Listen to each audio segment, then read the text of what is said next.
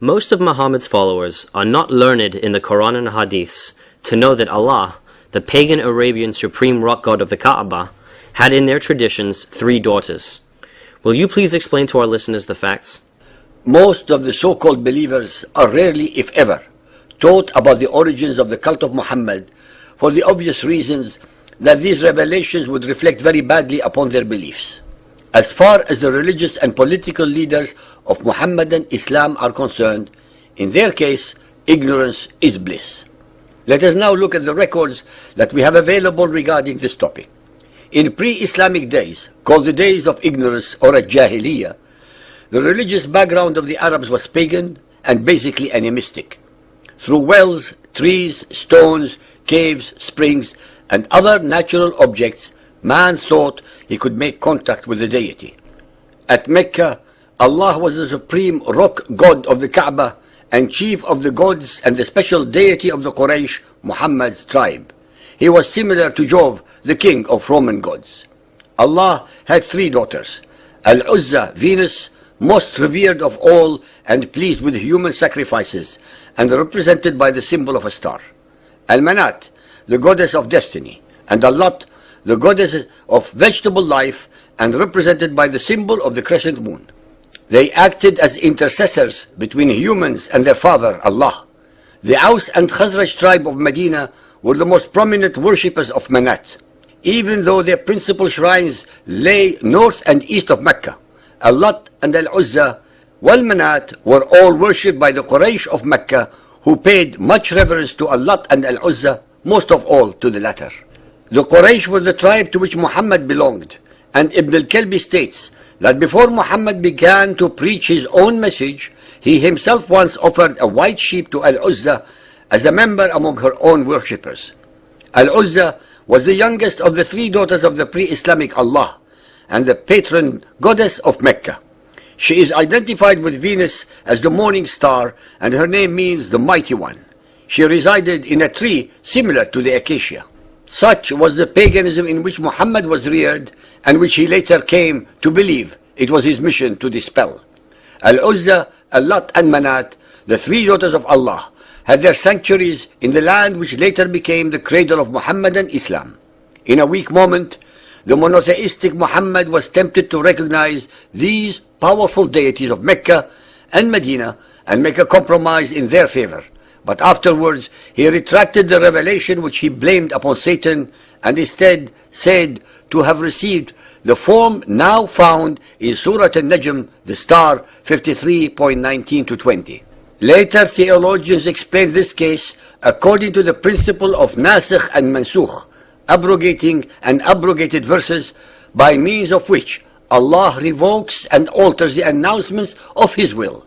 This results in the cancellation of a verse and the substitution of another for it, as in Quran 2.100. Al-Tabari 6.108. When the Messenger of Allah saw how his tribe turned their backs on him and was grieved to see them shunning the message he had brought to them from Allah, he longed in his soul that something would come to him from Allah that would reconcile him with his tribe. With his love for his tribe and his eagerness for their welfare, it would have delighted him if some of the difficulties which they made for him could have been smoothed, and he debated with himself and fervently desired such an outcome. Then Allah revealed Surah 53, and when he came to the words, "Have you thought Al-Lat and Al-Uzza and Manat, the third, the other?" Satan cast on his tongue, because of his inner debates and what he desired to bring to his people, the words, "These are the high-flying cranes, verily their intercession is to be hoped for." When the pagan Quraysh heard this, they rejoiced and were happy and delighted at the way in which he had spoken of their gods, and they listened to him, while the Muslims, having complete trust in their Prophet, with respect of the message which he brought to them from Allah, did not suspect him of error, illusion, or mistake. When he came to the prostration, having completed the surah, he prostrated himself, and the Muslims did likewise. The polytheists of the Quraysh and others who were in the Kaaba likewise prostrated themselves because of the reference to their gods which they heard, so that there was no one in the mosque, believer or unbeliever, who did not prostrate himself.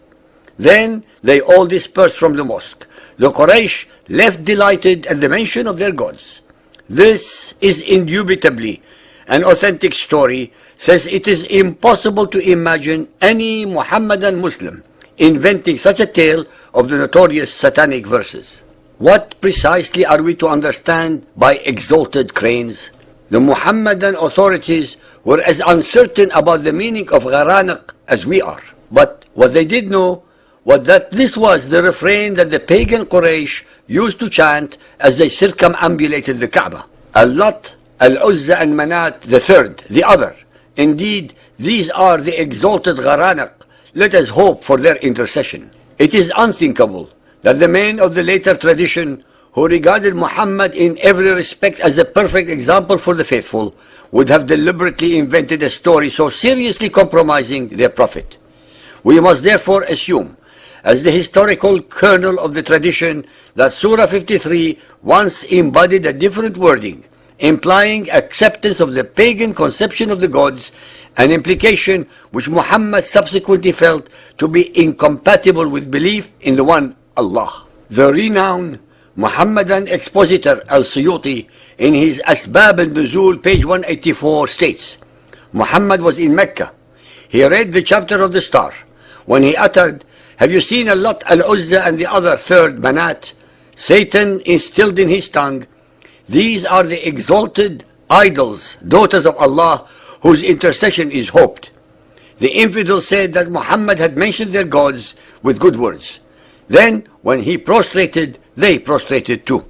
The great Sunni exegete Ibn Kathir, even though he doubted the veracity of this report, nonetheless had to admit that how the shaitan threw some falsehood into the words of the messenger and how Allah abolished that. وَمَنَات الثَّالِثَةَ الْأُخْرَى, and Manat, the third, the last. And Satan made him utter the words, تِلْكَ الْغَرَانِقَ الْعُلَاء وَإِنَّ شِفْعَتَهُنَّ لَا تُرْتَجَى.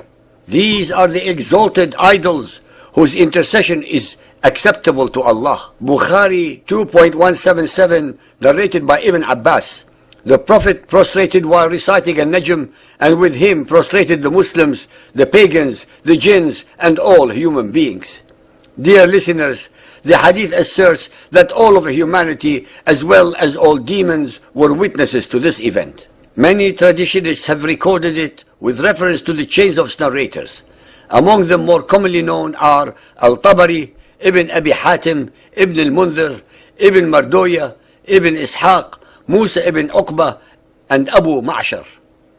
It is all the more strange that Ibn Hajar, a recognized authority on traditions, insists on the truth of this report and says, as we have mentioned above, 3 of his chains of narrators satisfy the conditions requisite for an authentic report. When Muhammad brought a revelation from Allah, cancelling what Satan had cast on the tongue of his prophet, the Quraysh said, Muhammad has repented of what he said concerning the position of your gods with Allah, and has altered it and brought something else. Those 2 phrases which Satan had cast on the tongue of the Messenger of Allah were in the mouth of every polytheist, and they became even more ill-disposed and more violent in their persecution of those of them who had accepted Islam and followed the Messenger of Allah. Ladies and gentlemen, the satanic verses controversy have taxed the minds of the most learned scholars of Muhammadan Islam over 1400 years.